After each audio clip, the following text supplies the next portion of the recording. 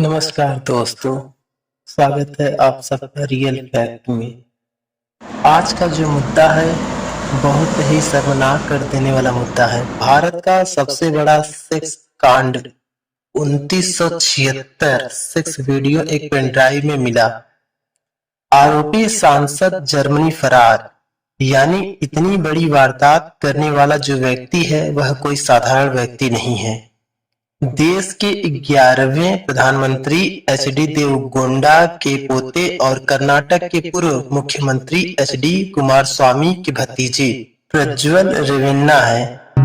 अब जरा सोच के देखिए कि जब हम एक वोट डालते हैं तो यह सुनिश्चित करना चाहते हैं कि हमारी बहन बेटियां सुरक्षित हो, देश में ऐसा कानून हो जिसके वजह से घर से अगर महिलाएं निकले तो सुरक्षित घर वापस आए, हमारी बहन बेटी स्कूल कॉलेज जाएं तो वापस आएं और सुरक्षित आएं। हम उस व्यक्ति के हाथ में अपना पूरा ताकत दे देते हैं और वह व्यक्ति इस तरह की घिनौनी काम करता है तो निश्चित ही यह शर्मसार करने वाली बात है।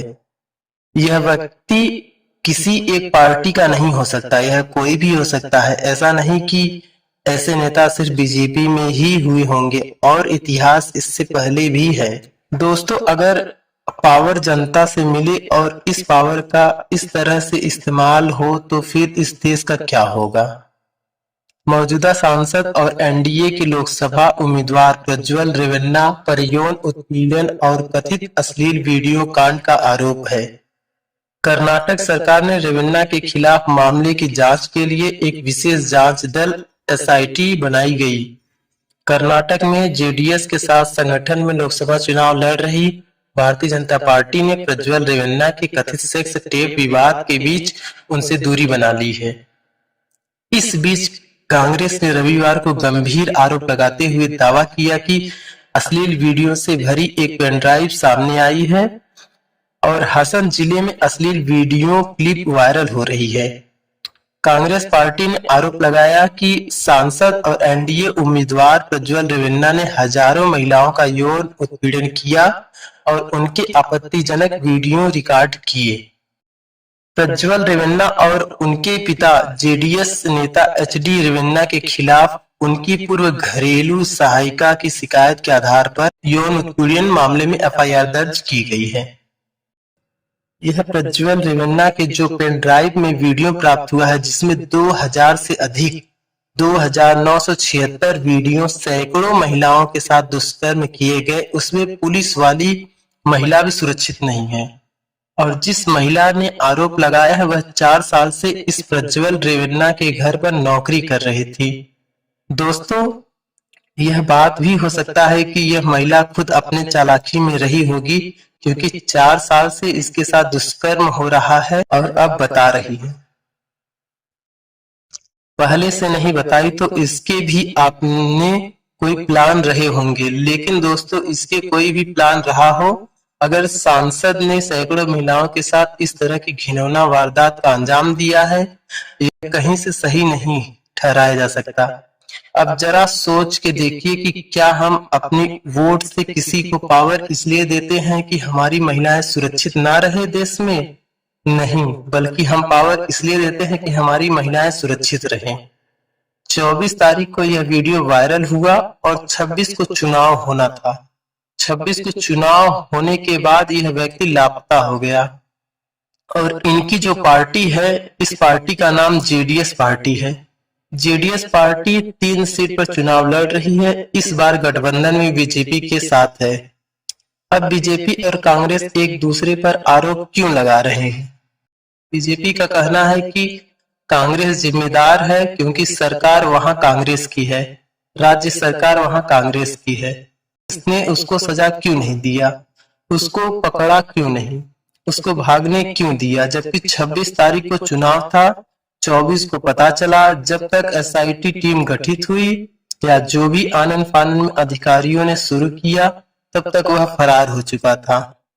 साधारण व्यक्ति तो है नहीं, भागना उसके लिए तो आसान था। लेकिन कांग्रेस का आरोप है कि क्या ऐसे लोगों को आप टिकट देते हैं, ऐसे लोगों के साथ आप गठबंधन करते हैं। यह बात इसलिए भी जोरदार कहा जा रहा है क्योंकि बीजेपी के जो क्षेत्रीय पार्टी वहां है, क्षेत्रीय कार्यालय, उसने पत्र लिखकर बीजेपी के हाई कमांड को आगाह किया था।